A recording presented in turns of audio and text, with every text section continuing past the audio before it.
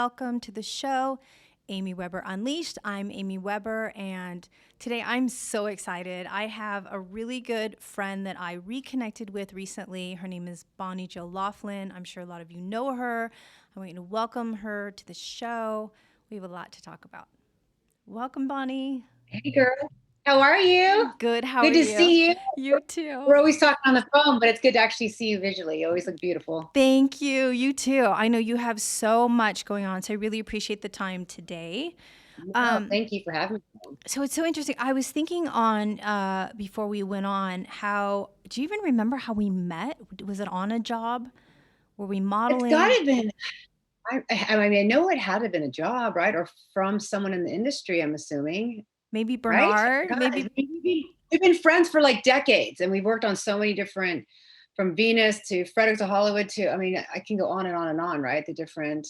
Trying to think though, or was it a? I don't know. I can't remember. I It's got to know. be on from some shoot. Yeah, absolutely. I think the thing that well, listen, I love everything about you, but I think one of the things that I love about you that we have so much in common is that we really were sort of raised tomboys. And I kind of Yeah. wanted to find out, like for me, up until the time I was born, they thought I was a boy. I mean, they were dead set that I was a boy. I don't know what happened, whether my hand was down there during the sonogram. They just didn't do them back in the 50s, back in the 50s, when I was born. Right. They didn't do Right. sonograms. But, when I came out and was a girl, I mean, I hate to say it. I'm sure my dad was a little bit disappointed. Not to say your father was disappointed. I think it's a totally different childhood, but my dad still raised me kind of like a boy. I still did boy things. I raced motorcycles and was always in the dirt. So I know that you're very into sports and, you barrel race. I kind of want to hear how your childhood was and how that came about. Well, it's funny because as much as I was a tomboy, it's like that was, with my dad, like going also to the games because he was a season ticket holder for the Niners and the Giants and the Warriors and, any college games as well. So I'd always be going to the games with him, plus going over to the horse tracks. My dad has owned race horses before I was born. So I always, kind of joked around. I learned how to ride a horse before even knowing how to walk. So I had that element, but then I had the other side with my mom, who was a model.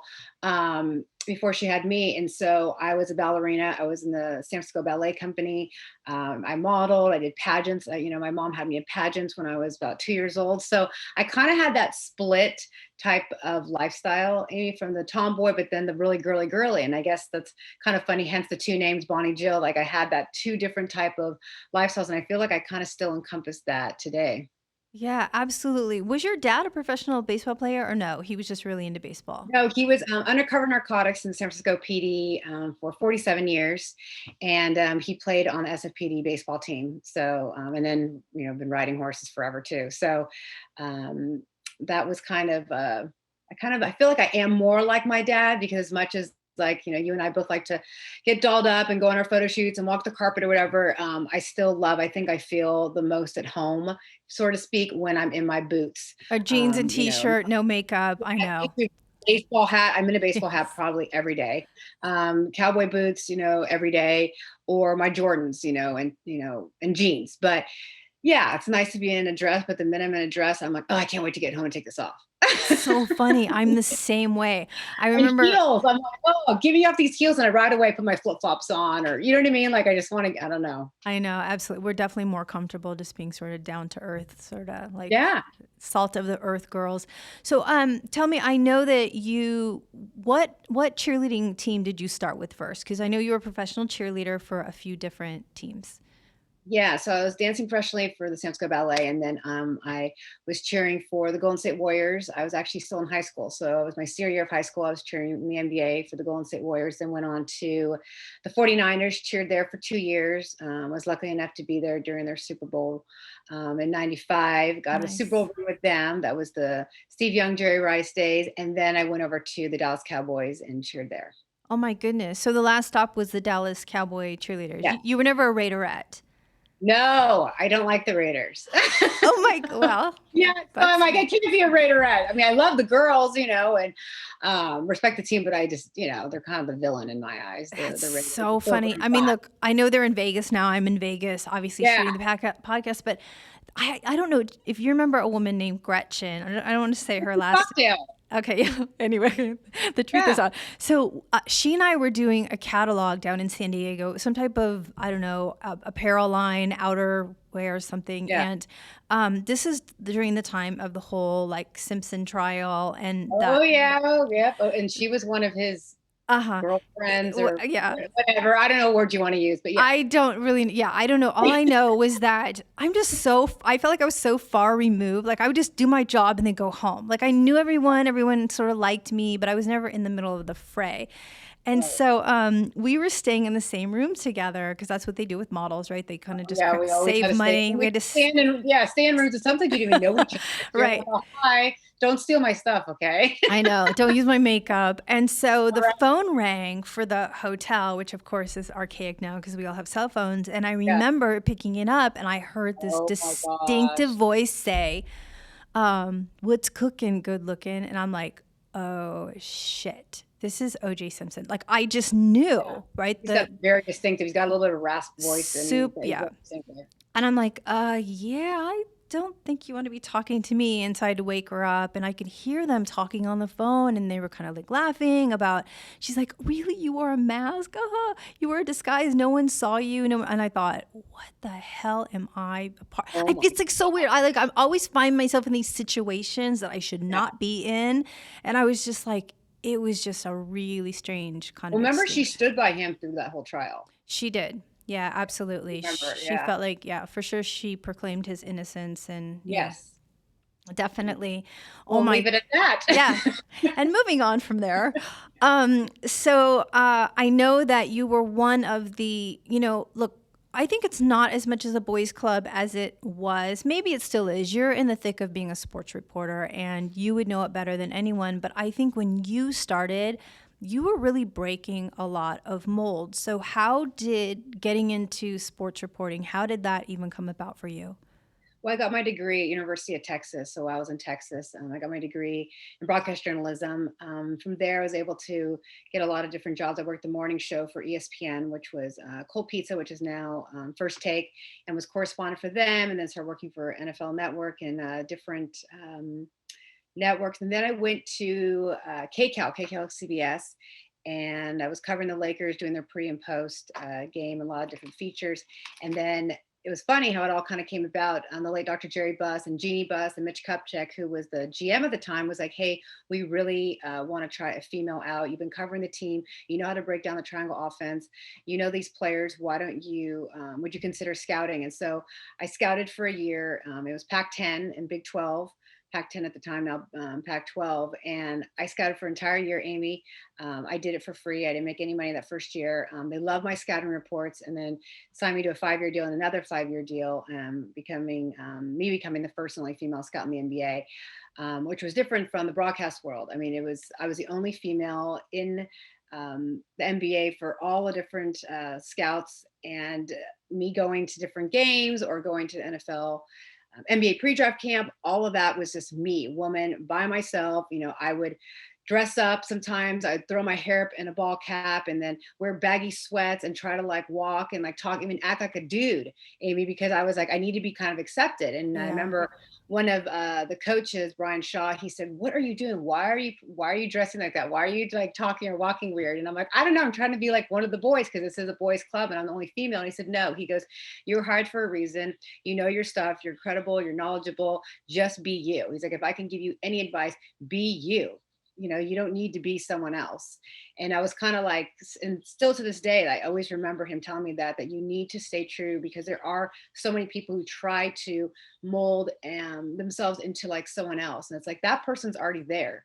They don't need another person like that. Just be kind of true to yourself. And Sure. it really helped along the way. Of course, there was a lot of, tears at night because, you're under so much more scrutiny when you're a female. You're under a microscope all the time, constant, especially my path was different. A lot of these scouts have been scouting since the dinosaur ages and they came through, whether they played or they coached or whatever, they had this, this path of just basketball their entire life. And so me coming from, being a model or being a cheerleader, or, so forth, they weren't as accepting of that. And it took a while for them to like accept me as one of their own. And that took a long time. So I think that kind of prepared me for anything. At that point, I'm like, okay, I can do anything. If I can get through the way they, people treat me in this industry, I can get through probably anything.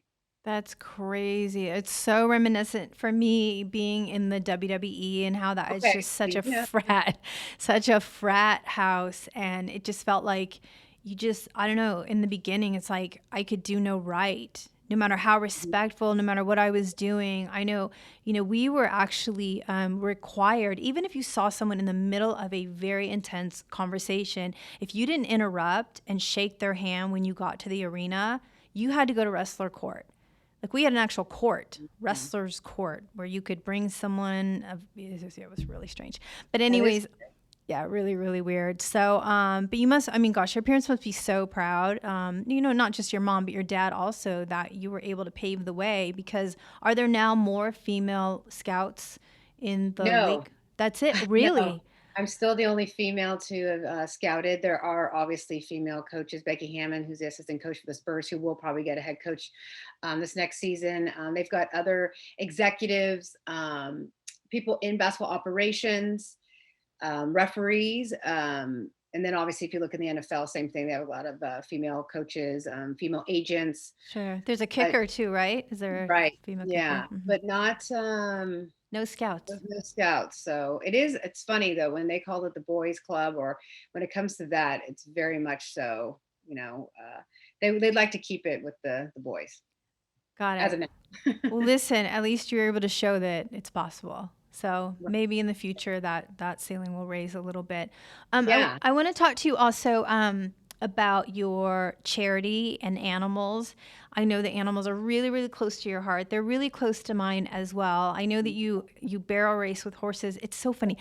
I was riding a Friesian, this gorgeous black They're Friesian, gorgeous. That and mane and tail. my husband keeps saying, you need to get back, riding horses. And, I have a farm now, I have a ranch, and I could basically put them. But here's my problem. Okay. You're an animal lover. Maybe you can help me with this.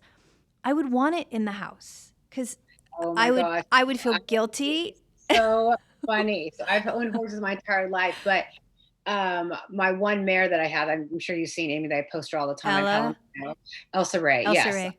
I'm obsessed with her to the point where I'm like, okay, how would I pick up the horse shit? Other than that, we're good. How do I got to figure out, I got to have a bigger door to get her in. And then I guess she could kind of just sleep next to me. I'll put some like shavings down, and then I'll figure out how maybe the dogs and cats can kind of sleep on her. Like, trust me, I've had these like visions of how I can, end up having her in my house. And then with that being said, me and my boyfriend are looking at these barn dominiums in Texas. It's another thing I need to tell you about. So, and the barn dominiums, it's basically, have you seen these, Amy? Do you know about these barn Wait, dominiums? okay, wait. So it's like a condo that's a barn for. Well, it's a house, but the lower level is the barn, and then you have a kitchen, living room in the bottom too, and then upstairs are just all the bedrooms. But the barn is on the outside, so you've got your horses, stalls, and paddocks right there. So then, like the front door, Elsa would be meeting me at the front door, or I can open a window, the kitchen window, and I could be while I'm washing dishes. Not that I do wash dishes, but let's say I wanted to, she can put her head through, and I could be washing my dish, and there she is. Oh, And I I was telling my boyfriend this. love. He goes, because he's kind of jealous of Elsa. It's funny how guys get jealous of their girlfriends or wives' horses. He's like, I don't really want to have Elsa like with me all the time. I said, no, Elsa's going to eat dinner with us. She can watch you work out. When you guys are we're watching football games, Elsa's going to be there. My other horse, Stormy, can be there. He's like, I don't know if that sounds really fun. I'm not going to have any privacy. I don't want Elsa a part of everything. I'm like, no, Elsa will be a part of everything. This is why I want to get this. That is so funny because our horses nosy like dogs. Because if my husband Yes. and I are kind of together, we look up and the dog is literally like Oh yeah. staring at us like a Oh, they're parrot. always like looking, and she's super, super curious. Like, she always wants to know like what I'm holding, what I'm eating, what I'm doing.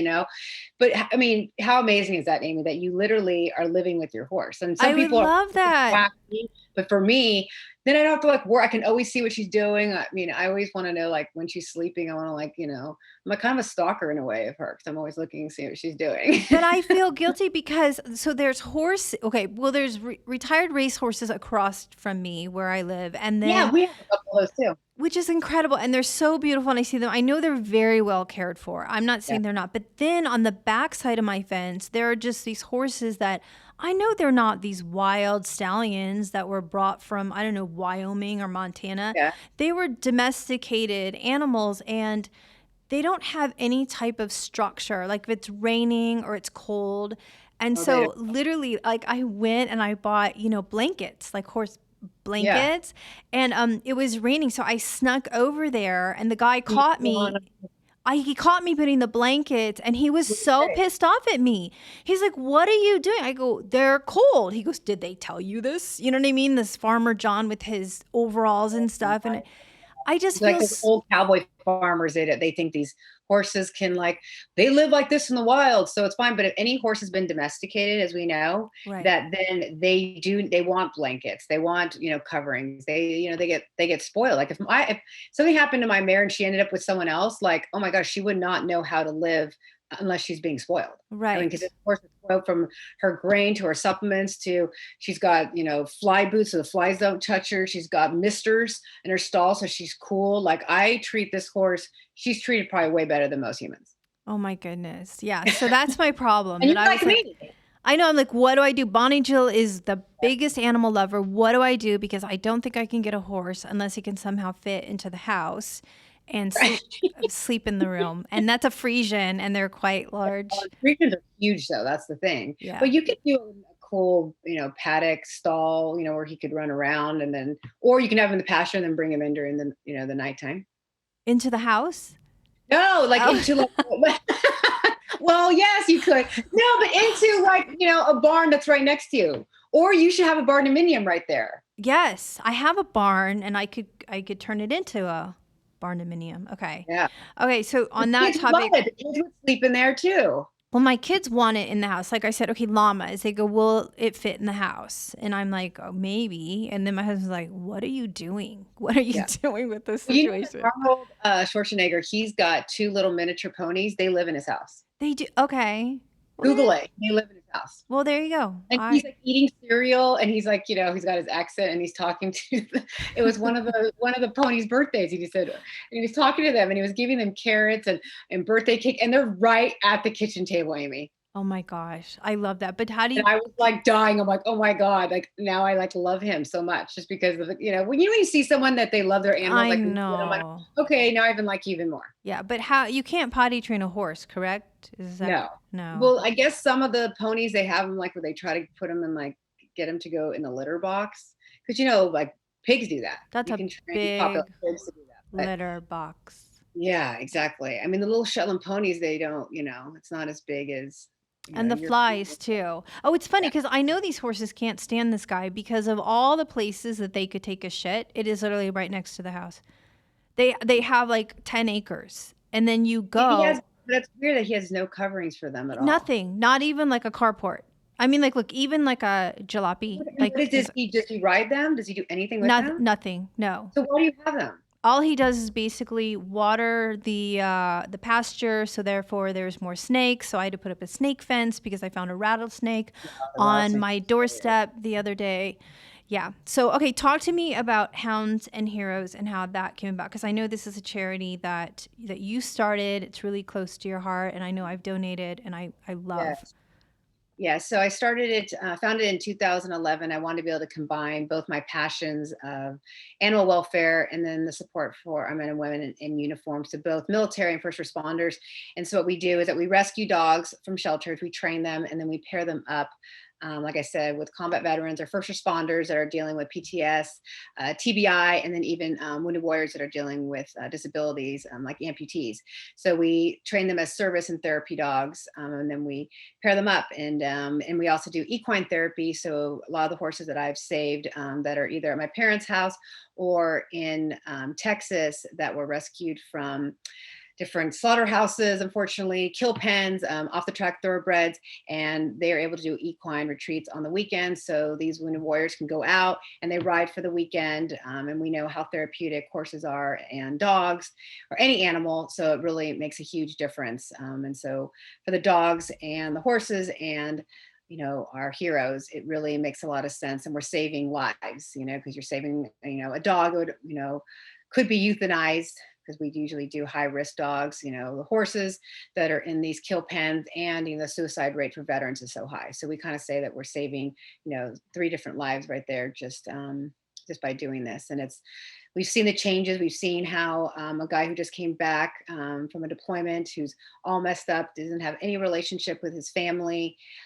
He can't even leave his house. He's scared to even do normal tasks like go to the grocery store, go to the bank. He sleeps in his closet because he hears bombs going off in his head. And then we pair him up with a dog, and he has purpose again. He is able to get up and do, this daily routines. He's back, functioning with his kids and his wife and getting a job post military career. So we've seen like huge differences in the impact that we can make in these men and women's lives, and then also the animals' lives. So something that we're keep growing. We're just in California and Texas, but we're hoping to keep growing and just get more awareness out there of rescuing and helping our heroes.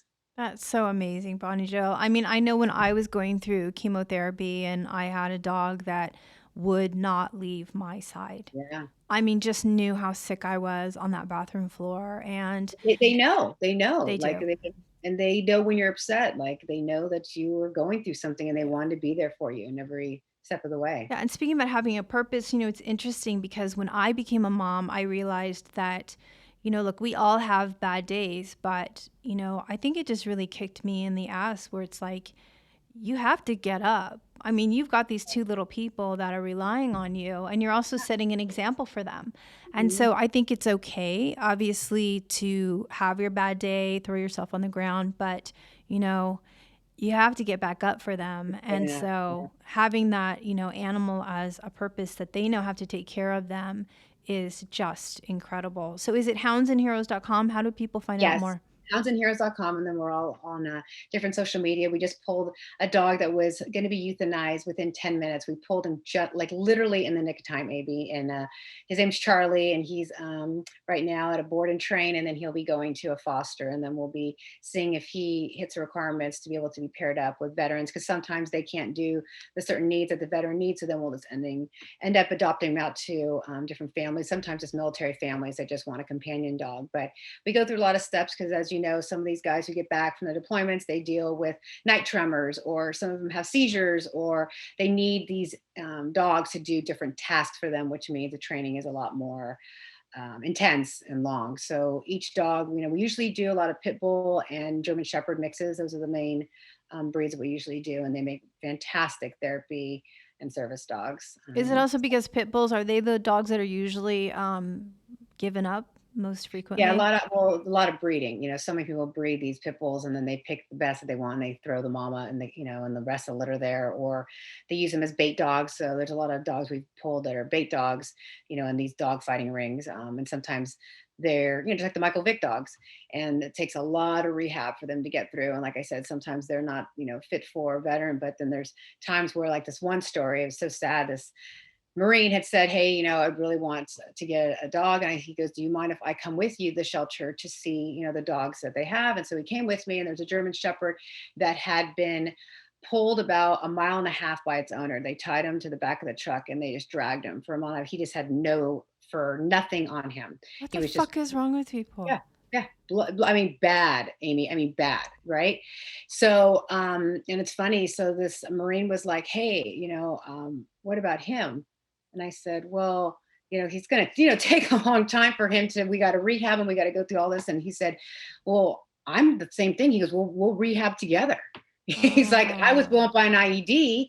He goes, "And this dog dealt with the same stuff. So it was almost like, oh, I feel like we're going to grow together." And it was amazing, Amy, how they were able to bond just because they've dealt with so much trauma in their life, and then build this relationship. And then the dog knew, you saved me, I'm saving you. And pretty cool. that's When you, so why would, amazing. you know what I'm saying? Like, he was like, "Why would you?" He's like, "Well, I was blown up. I have burns all over me." To Right. say, it was one of those moments where I'm like, okay, this is good. This is why I'm doing this. How do you even hold it together? I mean, I literally would just be a mess. Like, Oh, and it's like these stories though. It's like they're like happy tears, but it's always like, oh my gosh, like it's crazy that you're able to, try to make. I mean, we're only making a small difference. I wish we were bigger, but just that one impact that we're making on that dog and that veteran or whatever it may be. It just, you can see the difference. I mean, you and I, we don't have PTSD or TBI, but you have bad days. And when you see your dog walk in with wagtailing and unconditional love and look in your face, you're like, oh, okay, I'm in a little better mood now. Right? I mean, they No, kind of give absolutely. you, No, they change your I actually do have endorphins, PTSD. or I don't know what it is. No, I do Yeah, have PTSD, which is you do. crazy from my childhood. Yeah, I had no idea. There were nights when I was sleeping in a closet and I didn't understand why. It was just this like I couldn't get a wall close enough to me to feel safe. And so I can't imagine a life without an animal. I can't imagine It anyone gets you that through the toughest times of your life. I it mean, does. and it's always odd to me, and I'm not trying to talk bad about anyone, but I think it's weird when I go into someone's house and they don't have an animal. Like, I'm sorry, it doesn't feel like a home unless you have a pet. That's just my opinion. No, it's And true. I'm like, Listen, if I'm not even interviewing like a people, dog. You gotta have a yeah. cat. I don't care if you have a guinea pig, a fish, like something. If you don't have any kind of animal, I question you. I Right. do. Yeah. No, I literally, whenever I'm hiring anyone, whether that's someone pre-COVID, of course, that would come in and clean the house or be there for my Yeah. kids. I look to the dogs to see the reaction That's because that's insane. they literally can tell someone's energy. And if they've got like some weird, wacky energy, the dogs are going to be getting the zoomies and going crazy. Oh, Whereas someone that just goes and like they lay at their feet, you kind of understand. It's kind of like I took my kids to the Wolf Connection. I know that you are a yeah. big I'm one of their advocate. ambassadors. Yeah, I'm so glad you got to go there. Oh my gosh, that was such an amazing experience. And just the The fact that energy, right? the energy, the wolves feel your energy. And when they went and laid down at all of our feet and then were licking us in our face, they were all just like, this is crazy. And it made Yeah. me, I mean, it just made me feel, because I always question, am I being a good parent? Am I, screwing this up like I thought I was going to? And then the wolves were like, no, mom, you're doing actually You're like, doing a great you're job. doing a good Yeah. job. So It's what's going funny. on with you now? You're reporting, are you in, Yeah, finally COVID is I don't know, I guess I shouldn't say ended, but the pandemic is, a little more getting people back to some normalcy. So I'm able to get back. And so I'm working for NBC Sports and CBS as well. So I'm able to get back and reporting for the games all in the Bay Area, the Giants, Warriors, Niners, and then the River Cats in Sacramento, which is the Giants AAA team. So it's nice. I'm getting back in the swing of things, being able to go to games, obviously being vaccinated has helped out, for us reporters to be able to get back in on the field and doing these interviews with players. And because it was so tough, Amy, doing this like Zoom, like how you and I, but after every game, it's like they just get done with the game and they go into like a room and you have to talk to them. And the oh, energy was, really? You didn't it was have just like kind of a weird, six foot like microphone?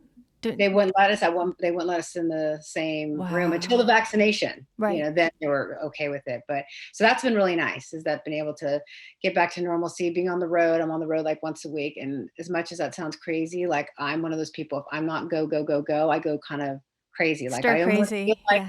I thrive on stress. As crazy as that sounds, I think I like being stressed out. But you know what I mean by stress, like a good stress, like Sure. Challenge. You like being the adrenaline challenged. and going, yeah. Yeah. So, and I know you're the same way. I can't just stop. Like if I just have to sit there and not do anything, I would go nuts. I would go nuts. I know people say like, well, you have enough. What are you doing? You could just Slow down. retire, slow down. Yeah. But I go, and then what? Like how many times do you go? I do my own nails. Like I usually I mean, how many times to the trip to the mall can you make? I mean, it's just That's like, insane. Just, I mean, some people, like, even if I was a billionaire, I would still work just as hard. yes, me as I like well. working. Like, I don't know. It's just either you are or you aren't though, right? It's true. It's like purpose. It just It's gives in you our a DNA purpose. though. For Yes. sure. I wanted to ask you one last thing, and that was, do you remember the lingerie bowl? Were you ever a part Oh of? my gosh. Yes. So the first, let's see, I'm trying to think who I was on. What's the, oh God, what's the pretty redhead that Angie Everhart? okay, so I was on her team. So I Okay. was trying because I have these pictures of us, and Nikki Ziering was the blue team when because it was like the first. I Yeah, don't know. because I did color commentary. I was one of the announcers for Right, the game. and I never did a game. I just did the photo shoots and stuff, and then all of a sudden I realized I'm like, this is gonna. I'm not gonna do this. Well, do you know So they had this thing? Were you there when they found out? Because a good friend of mine, Hayden, she had done the Amazing Race. She told me that there was something in the contract that said you cannot wear underwear under the shorts because Yes. they were hoping, because it was a Yes. pay-per-view, that somehow someone would grab them by the underwear and pull their pants off, which Right. would just And be then this. girls wanted to wear sports bras under their bras. Right. And Remember they that? weren't allowed. And they were allowed, yeah. And there were just so many different things. And at that time I was really trying to go full blown with my reporting. And I'm like, you know what? You're like, hell This no. could be really, this could be really bad for me. You know what I mean? This could end up like bad. So I'm Yeah. like, what? And I remembered, I forgot the guy's name, but I was like, yeah, I know I already did all your photo shoots and PR stuff. I can't be a part of this team. But I think it's like pretty big now, the LFL. They Is it call it. really? Okay, here's the best part. And we'll They're kind really of. like playing football, and they don't really wear the cheesy as lace and stuff. They wear like shorts and little half tops, but it's not as like, you know what I mean? Before it was a little bit like, Oh, just, they're serious athletes, is what you're yes. I trying to mean, say. they're like jacked girls, and they like could play Oh, like football. Yeah. I love that. So the funniest part was that, look, I love football. I love a lot of sports, but to say that I'm some, expert when it comes to calling plays and things like that. So they Right. put me on color commentary, and I Oh, was don't. it fun? I just kept saying the same weird stuff like, wow, look at that. Look at those legs. I don't know. I was just saying really stupid shit. I was probably the worst color commentator ever. I mean, I got through. I actually think I remembered that, but yeah, do you remember all the girls that were involved? There's a lot of girls that we modeled with. Our and girls, yeah, our crew. all our group of girls. I know, and then all of us started saying, this kind of seemed cute and now it's like, I know. I was like, yeah, this is Nikki kind of Daring backed out. She's like, I'm not doing this. Because then all of a sudden they were saying like, she thought because she was going to be the quarterback. Remember, Nikki was like, yeah, well, you're not going to be able to like touch me, right? Because they're going to make it more like flag football. And then they're like, right. no, No, they this can is sack tackle. you, and they can sack you. And she was like, I'm good. She's like, I don't want to lose a nail. Yeah, I don't want to get like, and they had like, we were showing so much skin, like girls are going to get completely like messed up. Oh my gosh, I just remember that was such a funny day. I was like, I'm live and I don't know what the Who fuck were you with though? You were with someone. I was with an actual sports reporter who was doing the play-by-play. Yeah, who was it though?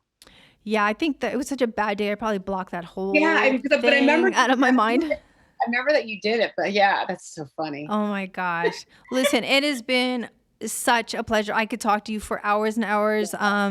But I want to thank you so much for coming on to the show today. And for any information, we've got Bonnie's Instagram and Hounds and Heroes. Also, please go and check that out. And Bonnie, thank you so much. Thank you. And I'm so happy all your success. I mean, have you talked about or bragged on yourself, like you being like one of the best real estate agents, like?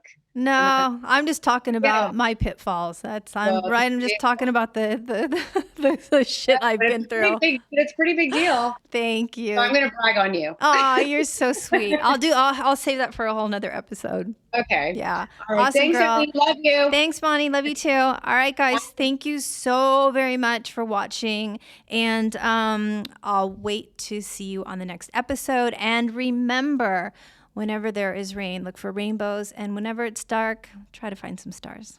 I'm Amy Weber.